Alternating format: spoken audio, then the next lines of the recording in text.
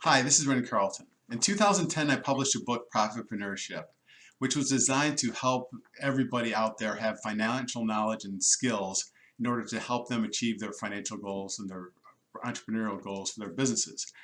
And one of the reasons I developed the book was because a lot of people just didn't have a financial sense to what they were doing entrepreneurially. Whether it was looking at businesses from an angel investing or consulting standpoint, I would find similar things happening. And just people didn't look at things financially the right way. And being a CPA previously, I really had a good grasp of the financial principles and knowledge, but I really saw that a lot of even the basic principles weren't being followed by entrepreneurs out there. So I developed the book.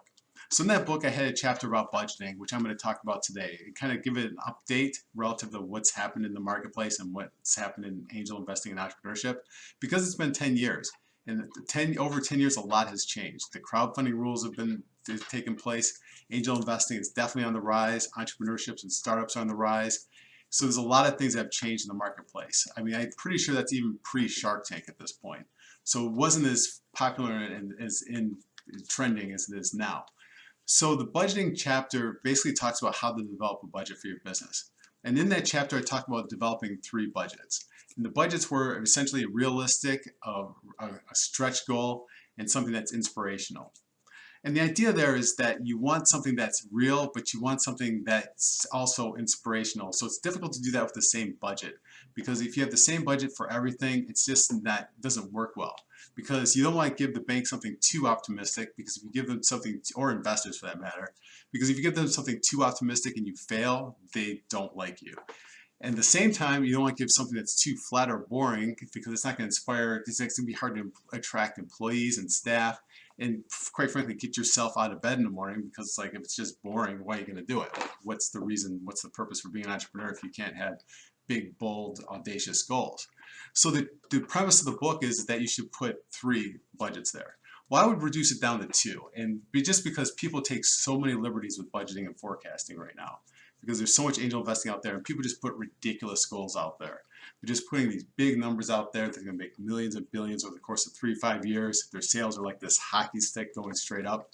And I just think that's harmful in a lot of ways. It just builds improper expectations to investors as well as to yourself. And it just causes, I mean, we all know about the failure rate of businesses in general, and I think that feeds into it. So I think you realistically need to create 2 really good budgets. I think you need to do almost what I would call a worst case scenario, that if nothing happens, if you don't raise any investment capital at all, if things stay as is, what's that number going to look like? And then I think you should do the flip side, is kind of the optimistic budget, saying, all right, this is what it looks like if things work the way as planned.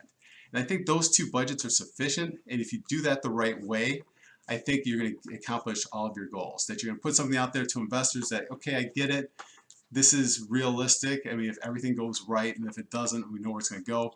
But if things don't go that well, what's going to happen as well? So I think if you build those 2 budgets, I think you'll be in good shape.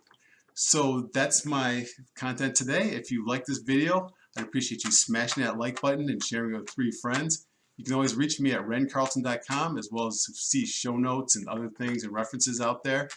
Thank you for joining me today. I look forward to talking to you again soon.